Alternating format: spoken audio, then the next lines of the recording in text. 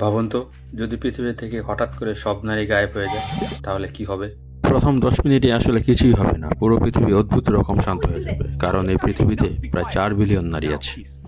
মাত্র একদিনের মধ্যেই স্বাস্থ্য খাতে কাজ করা নার্সদের প্রায় 70%, শিক্ষা খাতে কাজ করা শিক্ষকদের প্রায় 65%, আর গার্মেন্টস শিল্পের প্রায় 80% শ্রমিক হারিয়ে যাবে। ফলে হাসপাতাল, স্কুল এবং গার্মেন্টসের কাজ ব্যাপকভাবে ক্ষতিগ্রস্ত হবে। এক সপ্তাহের মধ্যে শিশু পরিচর্যা, নার্সিং ও ডে কেয়ার সেক্টরের বেশিরভাগ কাজ বন্ধ হয়ে যাবে। রান্না ও গৃহস্থলী কাজ থেমে যাবে, আর বাজারের খাবারের সংকট শুরু হবে। 1 মাস পর বিজ্ঞানীরা ঘোষণা করবে মানুষের জন্ম পুরোপুরি বন্ধ, অর্থাৎ মানবজাতির ভবিষ্যৎ এখানেই থেমে গেল।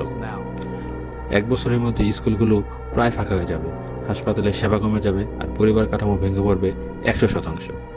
10 বছর পর পৃথিবীতে নতুন প্রজন্মই থাকবে না, জনসংখ্যা দ্রুত কমতে শুরু করবে, শহর ধীরে ধীরে ফাঁকা হয়ে যাবে। আর 100 বছর পর পৃথিবীতে মানুষ খুব অল্পই থাকবে, শহর হবে জঙ্গল, আর সভ্যতা থাকবে শুধু ইতিহাসের বই। তাই নারী মানে শুধু মানুষ না, নারী মানে পরিবার, নারী মানে সমাজ, আর নারী মানে ভবিষ্যৎ।